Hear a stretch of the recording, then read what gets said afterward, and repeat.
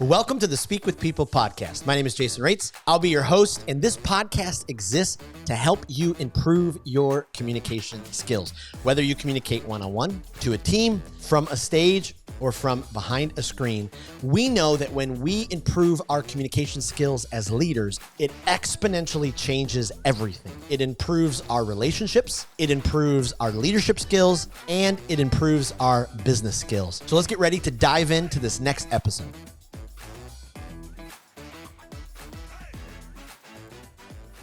Well, would you like to grow your personal brand? Are you struggling to make your mark on LinkedIn? Maybe you're in this boat. You want to transform your online presence. You want to captivate your audience, and you just don't know how. Or maybe I'll be a little forthright and honest. I'm kind of at the place where I've been building my online brand, but it seems to have stalled. And so I'm trying to figure out how to kind of keep things moving. Well, I am so excited for this episode of the Speak with People podcast. Why? Because we have an expert on the podcast today. I get to interview a leader who I have learned a ton from afar. Every single post, I'm taking notes. She has just taught myself and so many online. And so I'm so excited that she said yes. She's a LinkedIn guru and expert. Not only that, she's the visionary founder of the Story Spark, best-selling ghostwriter, writer, editor, and she's just actually launched her own LinkedIn mastermind program designed to help you tell your story on LinkedIn. Well, it is my privilege to welcome Holly Crawshaw to the Speak with People podcast. Jason, thank you so much. My goodness, you're reading all those accolades, and I'm like, man, I really need to bring my A game to this podcast. I love it. I love it. I actually had a guest once who asked me to read a specific bio. And typically I put it together, from pieces online and LinkedIn. And it was like 18 sentences. I'm like 3 minutes in going, okay, I probably should stop reading at this point. And that concludes our time together. That's all we Thank have. you for joining us. Well, welcome to the podcast. I'm just so honored to have you. Maybe you could spend a couple of minutes kind of diving into your story for our listeners. Let us know who you are, what you do, all of that kind of stuff. Yes, thank you. Thank you so much for inviting me to be on your podcast. One thing that you and I have in common is a background in the church space. And we were talking about that before we started recording, but that's where I actually started writing. I worked for a mega church for about a decade. I had a wonderful experience there. They allowed me to operate out of what I now know as my zone of genius. And it's pretty easy, Jason, to recognize for me because I'm not great at a ton of things, but I've always loved writing. And so they let me write curriculum, resources, messages, books. They just really let me write whatever I wanted to write. Now that was on top of my normal job, right? So I was still the director of an environment and then doing all of this writing. And so there's that tug of war that a lot of us who pursue our side hustles as front hustles eventually, there's this tension and this war inside you that I'm sure a lot of the listeners can relate to, which is, do I stay in this steady, a 9 to 5 of sorts, right? In the church space, it's a little different, but a 9 to 5 of sorts with benefits, retirement, healthcare, or do I sort of launch out into these potentially murky waters of solopreneurship? And eventually I took that leap. I connected with a literary agent. She was wonderful. I wrote with her for about another decade, and I was able to write for celebrities and politicians, Olympic athletes, a lot of really cool, fascinating people who had these amazing stories that I was honored to shepherd and share. And then I came to another crossroads because at that point it was really, it had taken over my life. I had to travel a lot. I have 3 young girls. They're right. I know the listeners can't hear, but if you're watching the video version, there's photos of them. I have a 15-year-old, an 11-year-old, and a 6-year-old daughter. And it was taking me out of their world significantly. And when I was home, I wasn't home, if you know what I mean. Yep. I was physically there, but not mentally. And so I talked to my friend Tara Horstmeyer, who is a LinkedIn OG. If there's a place we can tag her later, I would love for everybody to follow her. She is a phenomenal writer and creator. And this is random, but she also worked at the same church that I Huh. did. She was also a writer. She lived in my old neighborhood around the corner. All three of our kids are the same ages, which is random because mine are all stretched out and so are hers. And she has three boys. So it was like this sort of like mind blowing connection. Our kids are in school together. You live in my old neighborhood. You're a writer. You left the church space. How are you making this work? I want to get out of big publishing. And I know, Jason, people hear that story and they're like, what? Isn't that like you've made it? Like you're an Right. agented ghostwriter and you're working with celebrities, you've made it. But it had become a very hollow endeavor for me for many reasons. And I just needed to be more present and have more control over my calendar. You know, Mm. you become a solopreneur for that control. And what you end up Yes. finding is often you have less control. So, because you're saying yes to everything because you don't know when the next ask is coming. And so I Yep. wanted to, am I Yep. preaching to the choir Oh right now? yeah. Um, so I just wanted more control and I wanted to share some stories that might not otherwise be shared. And so I had, about 15 years of experience at the time in the ghostwriting space. I was a ghostwriter before it was really a thing. Um, and I was like, you know what? I'm going to meet with Tara. And Tara was like, girl, you have got to get on LinkedIn. This was in 2021. Mm. And I was like, okay, isn't that where like resumes go to die? Isn't that like a resume and job posting graveyard? I had no idea the transformation that LinkedIn had undergone and now is the number one platform for professionals in the world. LinkedIn is. And so I got on not really knowing what I was doing. She was like, hey, look, just do what I do. Do what I do, but do it in your voice, your words, share your story. And so I really just followed Tara's lead for that first year, 2021 to 2022. And I sort of lost steam, lost traction, got frustrated. I wasn't the ROI, the time I was spending on LinkedIn did not match up right with Yep. the time for the results and benefit. They just weren't matching. And so I started paying attention. Number one, I had to get rid of my offer. Nobody wants to, pay a book writing fee to a ghostwriter they don't really know or Mm. isn't represented by an agent. Like, even though I had all these credentials, I was getting very few leads on LinkedIn. And so I sort of underwent this transformation where I decided I'm going to go all in on LinkedIn. I'm just going to go hard as I can. I'm going to treat it like a job. I'm going to treat it as part of my job 5 days a week.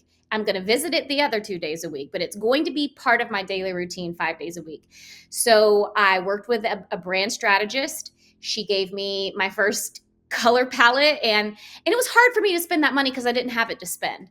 Mm. But that was Right. another lesson that I learned along the way, is investing in not only coaching, but in the aesthetics and thinking through what at the time, I'm so embarrassed to even tell you this, the name of my business, it was affordable writing and editing.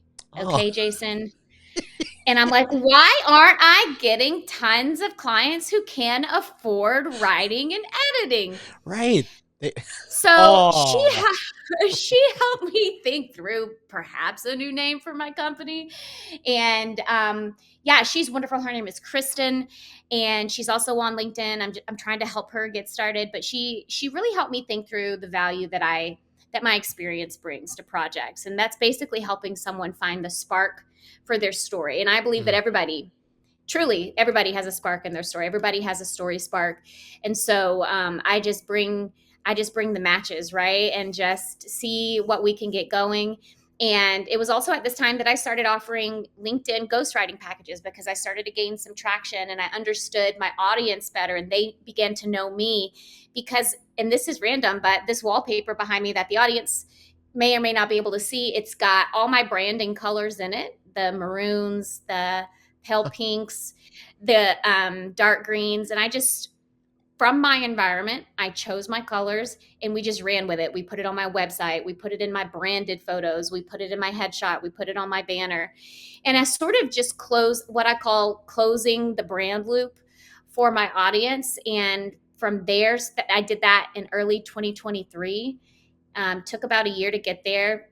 mentally, financially, and just work ethic wise. Took me about a year, but since 2023, it's just been a massive engine for my business. And like you said, I just launched my first LinkedIn masterclass this last week. It sold out, and that's amazing. And I'm honored to serve these people who are trusting me with their dollars to teach them how to sort of recreate the magic that I found on LinkedIn. Wow. That's absolutely incredible. So many questions. Let me just back up to your story for 1 second. So when you were at the mega church that you were at, fairly well known. I mean, they're known for clarity. Like it does Right. it just from, because I'm only from the outside looking in. Does it really seep through everything that they do, from meetings to departments? Is everybody just thinking that clearly and communicating that clearly? I'm so glad you asked that. And I don't mind naming the church, North Point Community Church. There's several campuses here locally, but worldwide, there are probably hundreds, potentially thousands of partners at this point. I don't know. But I started in North Point's early days when it had 2 campuses. I worked at its third. I opened the third campus here in my hometown of Cumming, Georgia. It was called Brownsbridge. And I have to tell you, Jason, it was the most wonderful professional experience. Mm. I had taught high school prior to working there, was a high school English teacher.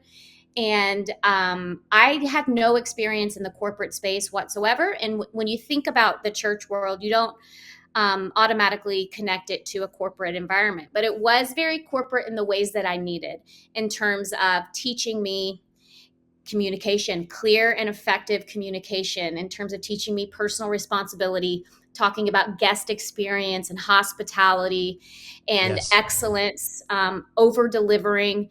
I learned tons about marketing, about customer service, you want to talk about customer service. Working at a church will teach you customer service. Okay. Yes. Yes. Because they're not angry about the broken toy in the mail. They're angry about their kid's spiritual experience. Okay. Yep. So Yep. the stakes were quite high.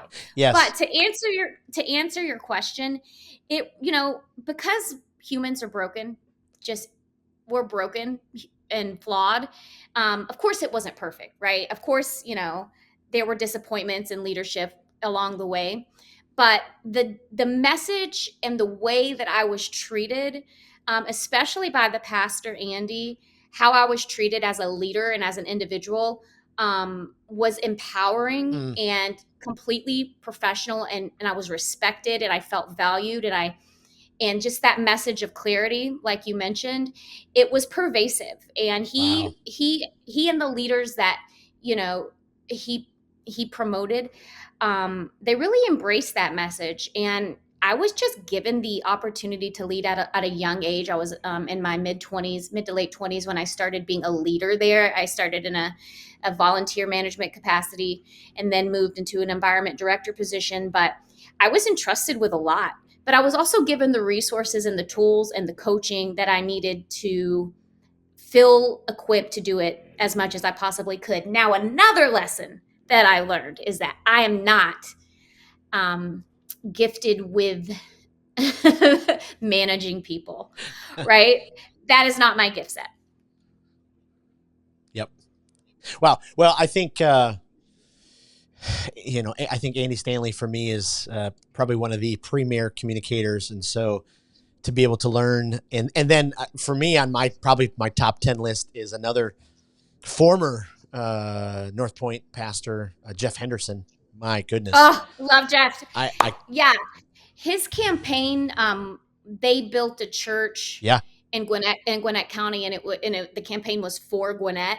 Yep. And that since has grown and gone on, and he's written a book and all this stuff around Yeah. that idea. But he introduced this idea of, I would rather be remembered for what and who I was for than what and who I am against. And that's been something that has stuck with me throughout my career, because it's really easy, especially, I mean, it's a presidential election year. It's so easy to just be against. Yep. To be remembered and have that at the front of your mind. But Yep. when you sit down and you really start to ask yourself, what and who am I for? Yep. And why am I not leading with that? Yeah, Jeff Henderson, incredibly kind, just as nice and genuine behind closed doors as he is on stage. All of those guys. And they allowed female communicators, which I know kind of sounds crazy if you're not in the church world, that females are or aren't allowed to lead. But not all church spaces, and frankly, not all Right. businesses. Right. The percentage of female CEOs in the United States is bananas low.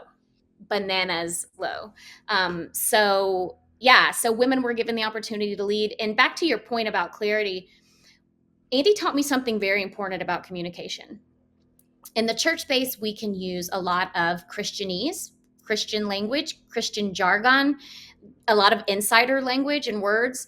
And one thing that Andy always made sure of is that we're talking in an accessible vernacular.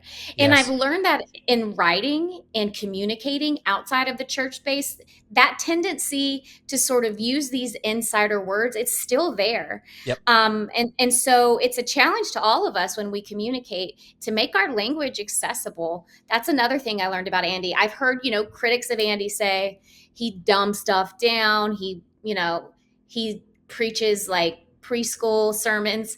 But the genius of Andy is that he's taking these incredibly complex ideas and he's making them accessible. He's not dumbing them down. It still has the same meaning. And so I learned a ton about communication working at North Point. Super thankful for my time there. And, would I go back? Probably not, because I'm having so much fun doing what I'm doing. Yeah. But I left on really good terms. Oh, I love that. My goodness. Well, you hit on something earlier when you were talking about, kind of the genesis of your early days and figuring out how to help other people. But I have been told so many times over the years, because especially when you're a public speaker and you tell stories from the stage or you tell stories online, people will say this to you: I just don't have any stories like you. There's just no stories. And I love what you do and how you help people. I mean, would you agree with me? Do you agree that every leader has stories within them? They just have to know how to find them and tell them. Yes. Would you encourage them a little bit with that? So my question to them is: so you've never faced any adversity? So you've never been challenged, you've never been disappointed, you've never failed. Some of our most significant stories don't pop up on our radar because we don't like rehearsing them, because they're painful. Wow. And that's understandable, but so limiting to our growth and to our ability to connect with other people. I'll tell you, Jason, I had a shocking divorce in 2018.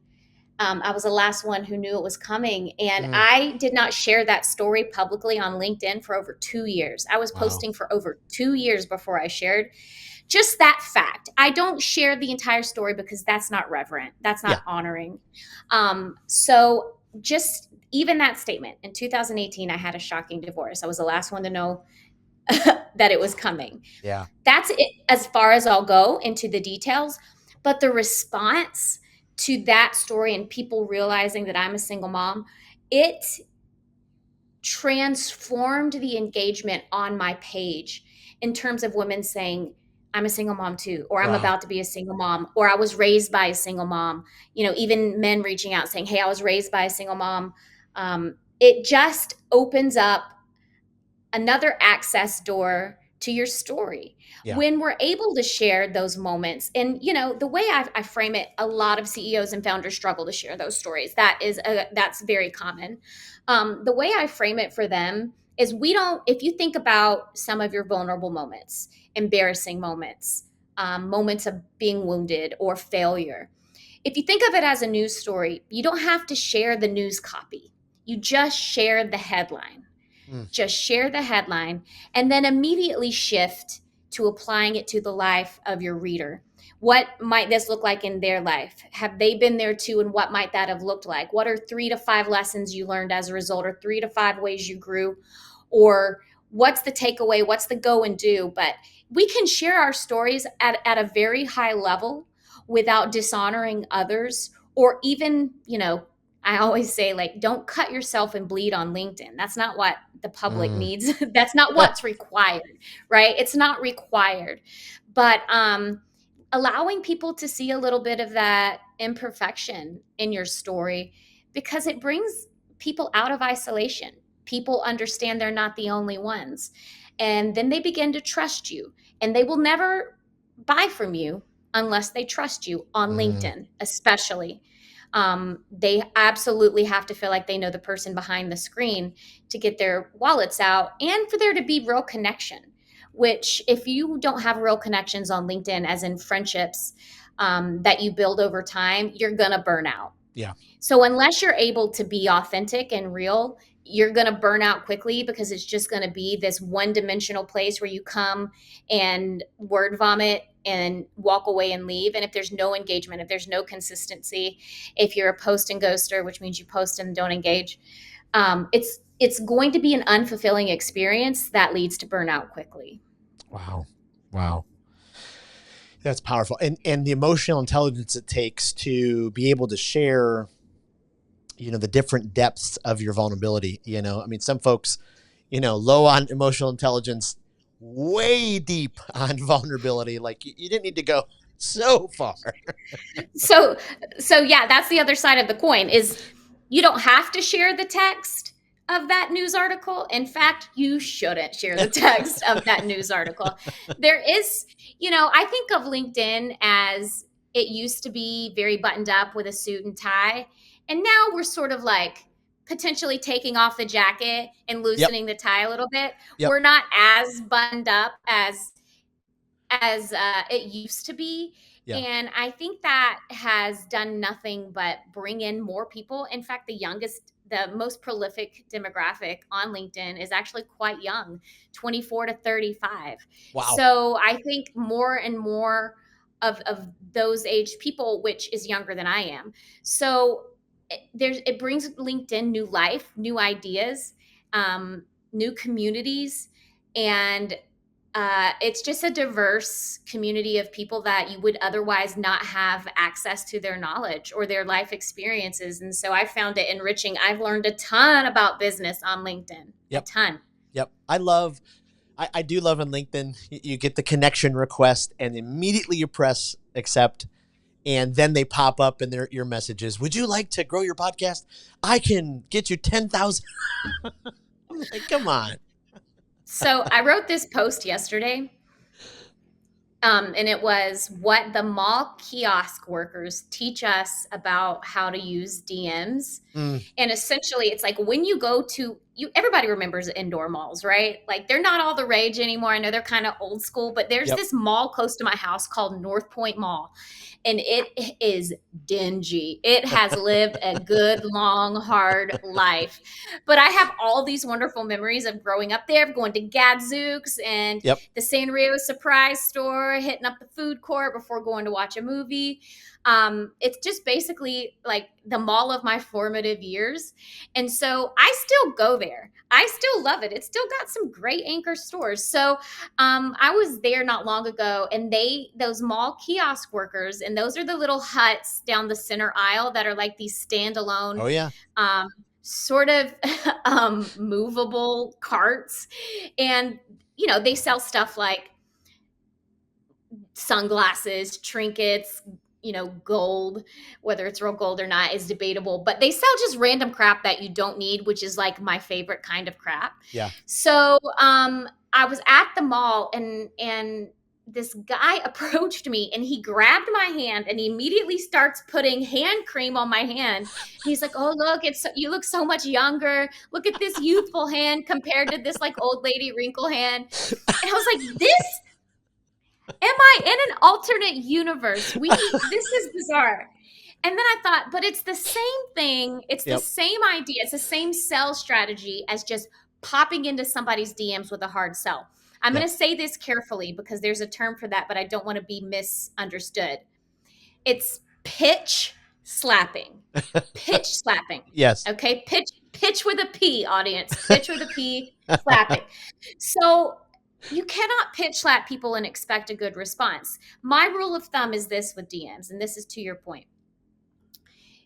Show up in their comments, comment on their post at least 5 to 7 times. My rule of thumb is 10. At least 5 to 7 times show up on their page. Now, not all at once, because that gives major stalker vibes. Do this over time.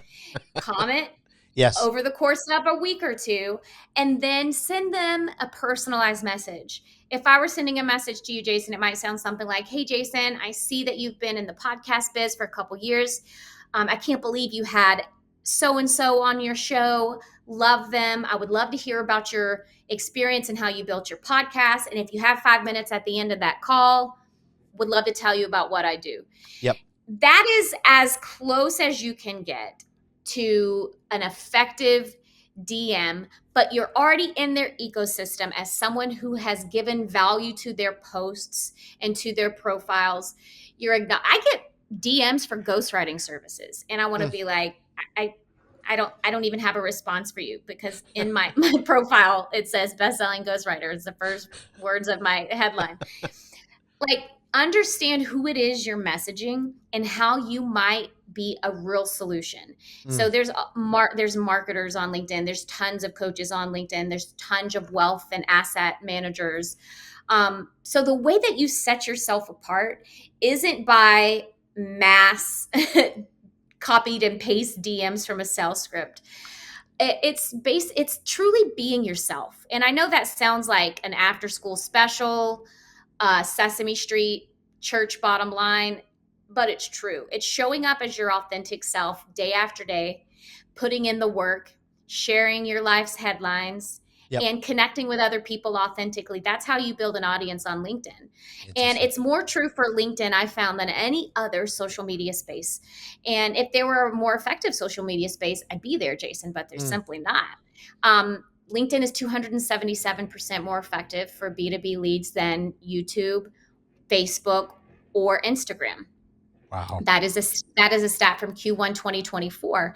So it's not a place where only the strong survive. It's a place where only the real thrive. Wow. That's how I would say it for LinkedIn. It's people showing up and being themselves and sharing their lives and their professional story. I built in real time. I built, they say build in public. I built in public on LinkedIn. I built the Story Spark publicly, basically saying, like, I have an English degree. I took one business class. The only thing I remember from that business class from the University of Georgia was how to give a firm handshake. You look somebody in the eye and you repeat their name. Like, it served me well when I worked in the church space, but now we're all online. So that's the only business course I ever had. I didn't know what a funnel was. I didn't know how to craft a compelling offer. I didn't know exactly even how to write marketing copy, because I had ghostwritten memoirs, self-help books my entire career. So all of this I learned in real time and leveraged in real time and shared about the results. I do a quarterly study on LinkedIn stats, and I iterate appropriately, and I share with my audience. There's always a big post I put out that, and I always use third-party sources. I don't really care what LinkedIn has to say about LinkedIn necessarily, but I look at third-party source materials, and it's just growing. They weren't projected. LinkedIn wasn't projected to breach the 1 billion person user mark until 2025, but we've actually crossed that threshold already. So it's growing at an incredible rate. It's a huge opportunity for people. In my masterclass, my mom is taking the masterclass. My fiance is taking the masterclass. And 2 of my friends from high school are taking the masterclass. Wow. So it's not just something that I'm out peddling, know, it's they have seen the real life transformation, and, they're launching into the LinkedIn waters themselves. Wow. You said something a little bit ago. I had about 7 questions pop in my head, because it was you're just kind of so nonchalantly dropping just incredible wisdom and gold. But I was on the phone yesterday, a sales call with a regional vice president for a company that potentially we're going to partner up and do some things. And they said, I'm glad that you followed up with me on LinkedIn, because I get so many emails, they just get lost. And it triggered something, because forever you hear email is king. And, probably for once you're in the funnel, those kind of things. But do you think a LinkedIn DM is a stronger cold reach as you're trying to build that relationship with folks than just, the cold email?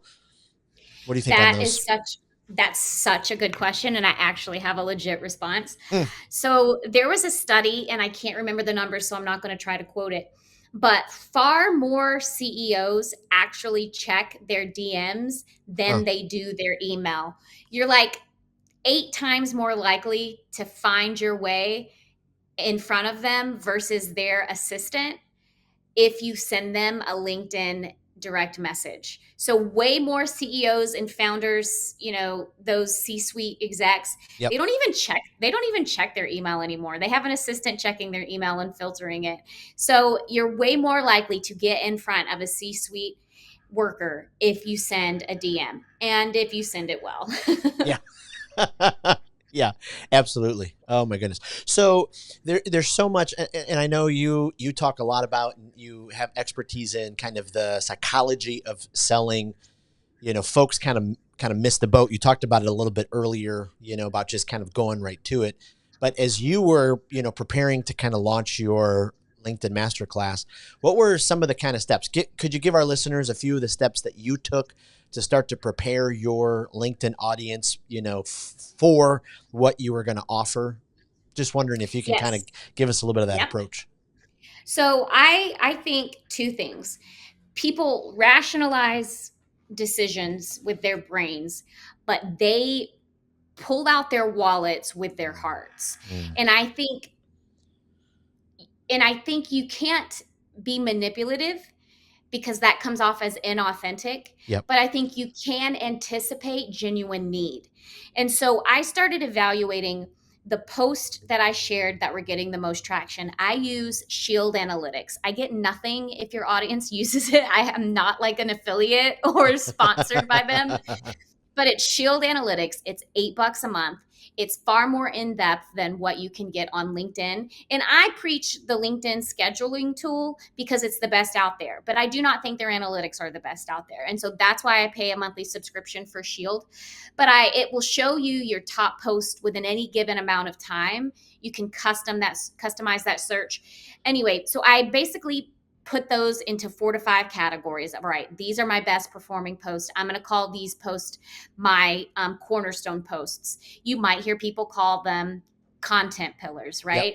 But I wanted to get even more specific than that. Like the way I told this story got 10 times more views than the way I told the same story using this strategy. So I really wanted to look at the stories I was telling, how I was telling them, and who was responding, because there's different measures of success with a post, right? You can get 1 million impressions, but if you get 0 leads, it doesn't really matter. Right. Now, I do post 1 or 2 posts a week that I'm fairly confident will quote unquote go viral because I want to invite new people to the party. You Right. can't sell to an empty room. You can't. And so impressions do matter. Engagement does matter to a certain degree.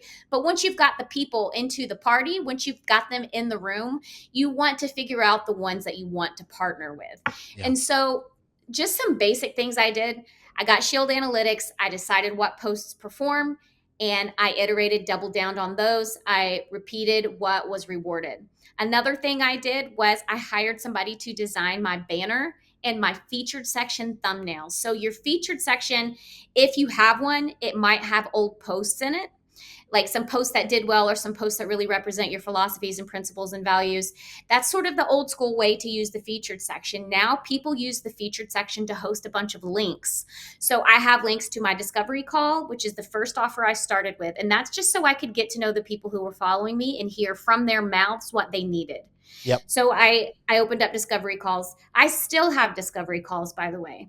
I take 2 a week, but I learn more through discovery calls than any other analytic Absolutely. system or process. Then I created a coaching call offer, and that's like, hey, I need help right now. I don't need a long-term engagement.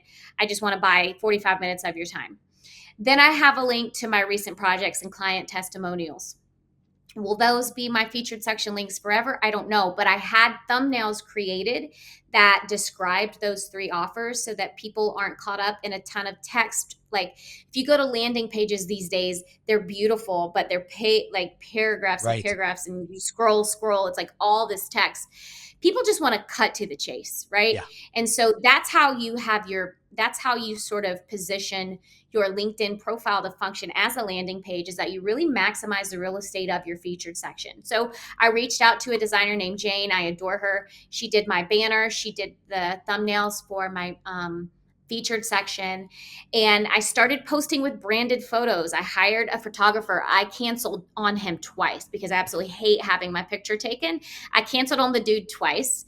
The third time I rescheduled, I just went ahead and paid the balance because I had paid a deposit. I paid the balance because I knew if I went ahead and paid him, I would make myself show up for that third appointment. And I did. So these photos were just in 1 hour. There was no AC. It was 80 degrees in there. I'm like, my clothes are sticking to me. He's telling me like down to what to do with my hands. It was well worth every penny I spent. Yep. And I started using those photos. They're on my website. They're on my LinkedIn page. They're in my featured section. They're on my banner. And it's this mental cohesion that sort of completes a brand loop, which I mentioned earlier, but it also just makes you look like a professional. Yeah. And if you have a ticket offer that's $1,000 or higher, if your offers are like $1,000 or higher, you've absolutely got to look like you know what you're doing on LinkedIn to be taken seriously. Yes. So it wasn't until all of those sort of aspects of my brand and my page came together that things really skyrocketed. So I would say iterating on posts that did well in the past, which means that there is an experimentation sort of period for a lot of people. I would say up to 90 days, just kind of throw out to the world your thoughts, experiences, values, unpopular opinions, etc., and see what gets traction.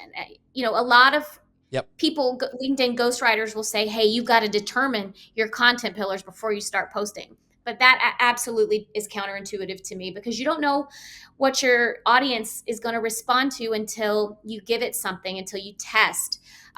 Jonathan Cronstead, who's a friend and a client of mine, he is the co-founder of Kajabi. He calls it the essential blend of the artist and the entrepreneur, because an artist creates out of their own passion, out of their own vision. They create whatever they want to create, and they take it to the world and they say like, hey, here's my art, buy it or not. Versus an entrepreneur who is only focused on solving a problem. So this essential blend of the artist and the entrepreneur creates like a magical intersection for your audience, where something that you're creating and talking about and sharing is intersecting with a real felt need out in the world. And that's where the magic happens on LinkedIn. It's that I call it the magical intersection. But I had no idea what my audience would respond to. And I was sharing like 5 tips on editing, 10 things I learned as a writer. And those would get some traction, but not nearly as much as my stories, which were like, hey, unpopular opinion, work-life balance is a myth. There's no such thing. Until I started really sharing, like peeling back like a few layers, that people started to respond. And so I found my magical intersection. And now I can post some of those sort of basic posts that you might read on anybody else's profile. I can share those and infuse them with my story. But one thing I just want to say, this is really not a part of the answer to your question, but if you can Google something and understand the response within 15 seconds, it's not post worthy, because you've absolutely got to infuse these educational posts, even these opinion posts, with some of who you are and what you think in your experience, or it's just like a chat response, right? Like a GPT response. It's no better than that. So I would just really emphasize the importance of bringing your story to every post that you share. Iterating, looking legit on LinkedIn aesthetically, and honestly, finding people who are at the same stage as you. So I started talking to, I would say, 5 to 6 other contributors who I notice showing up every day in my space, like direct competitors, right? And we reached out. I didn't reach out to all of them. Some reached out to me. We made these connections and we really started sharing best practices. And I would encourage anybody on LinkedIn, especially if you're just starting out, or if you're trying to sort of restart your progress, I would encourage you to reach out to people in a similar season of LinkedIn. Yeah. You can watch the people ahead of you, but link arms with the people who are at the same stage as you, because you can move forward faster together than you can on your own. That's true in life in general, but it's especially true on LinkedIn. And we've cheered for each other and supported each other and, bounced ideas off each other.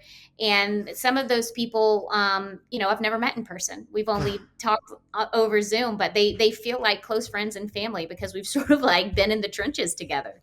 Right. Wow. Well, that was a masterclass in and of itself. Oh my goodness. Wow, thank you. I hope some of it was practical, that people can walk away and do something different after Absolutely. listening to this. No, this will be. Yeah, I've already taken 2 pages of notes, so this is fantastic. I know our listeners are gonna do this. Let me ask you just a couple of.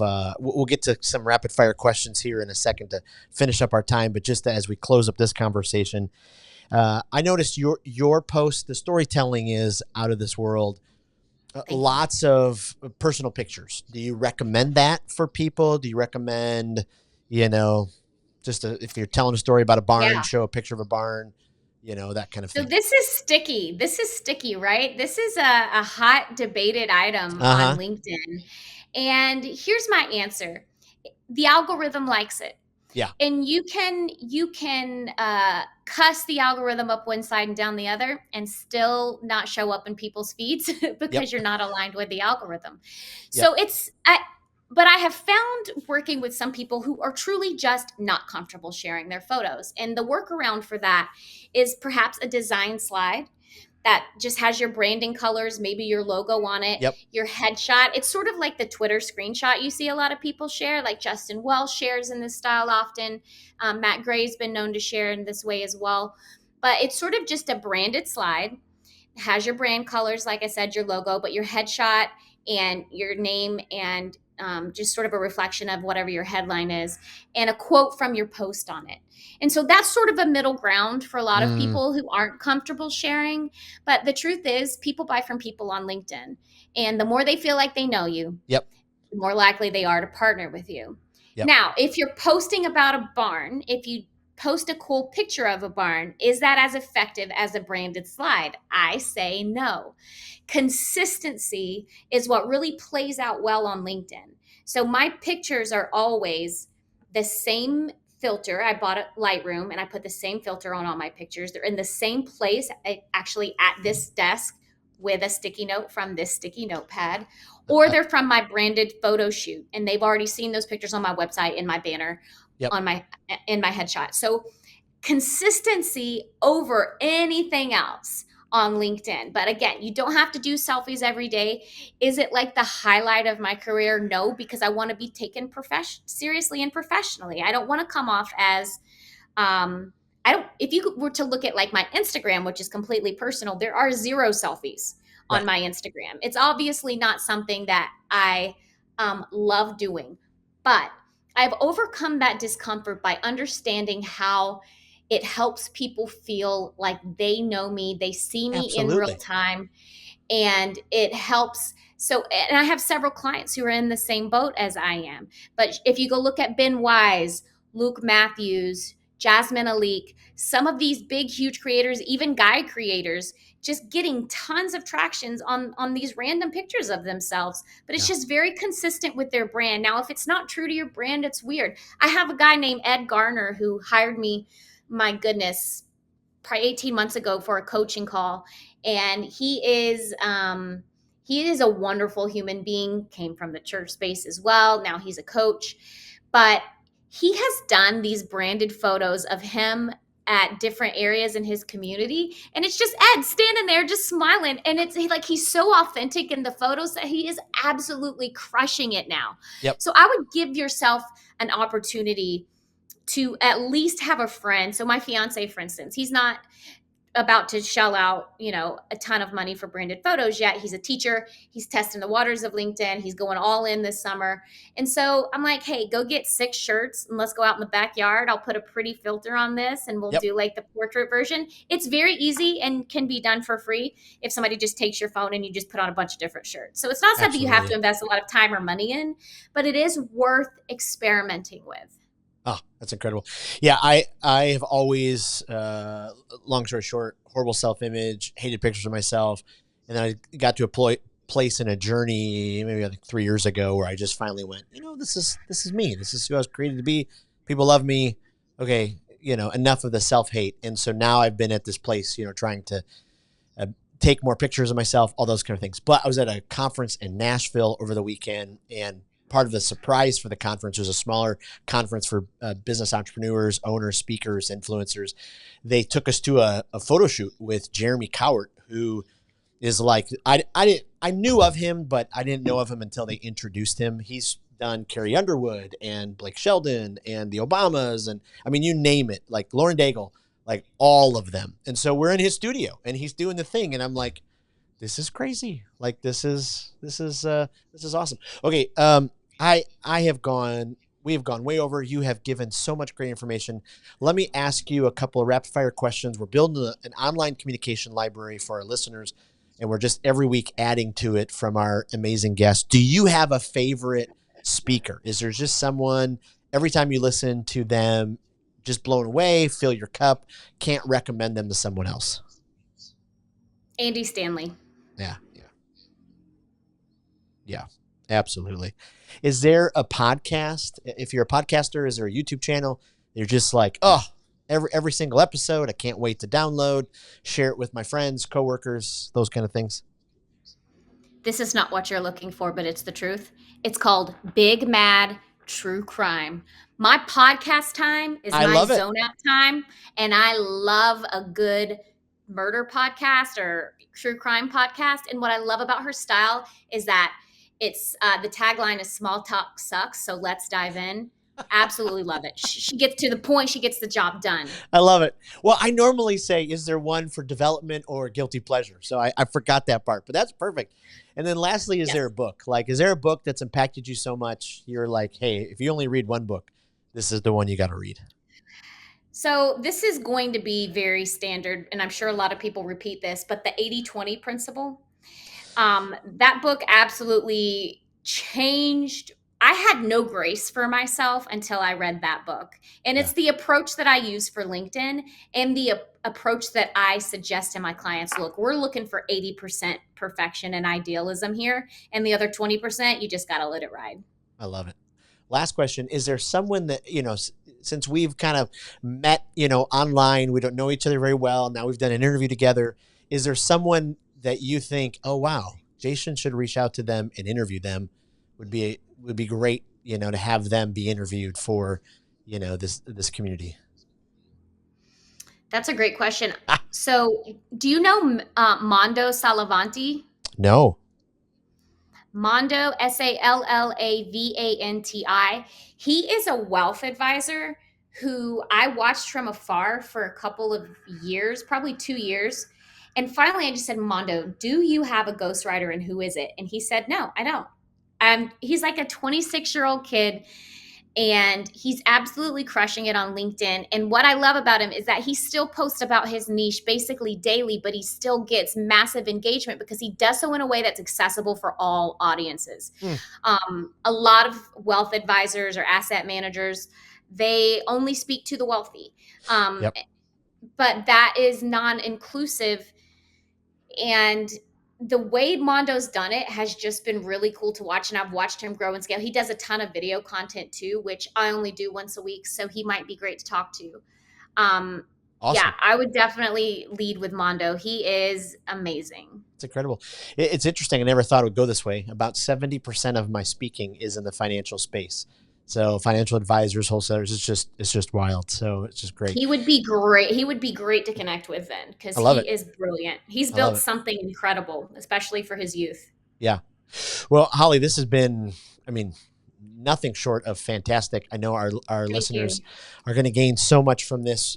Point us in the right direction. Where can we head online to find more about you? So I have a website. It is thestoryspark.com, thestoryspark.com, The Story Spark. You can find me on LinkedIn. My name is Holly Crawshaw, Crawshaw, or you can shoot me an email, and that is holly@thestoryspark.com. I love it. I love it. Well, thank you so much for your time. Appreciate it. And I just can't wait to see what's next on your LinkedIn page. Appreciate you teaching us about personal branding and walking us through it, and so value the wisdom you gave us today. Thank you so much, Jason. It was an honor to be here. I appreciate it. Well, thank you for joining us on another episode of the Speak with People podcast. We hope that you were encouraged. We hope that you were inspired and challenged to improve your communication skills. I want to thank you again for being a part of the Speak with People podcast community. Make sure you don't miss out on being a part of the Speak with People Facebook community group. Just head to Facebook, type in Speak with People, scroll down and join our community, because every single day we're encouraging each other, we're helping each other to improve our communication skills. Thanks again, and we'll see you in the next episode.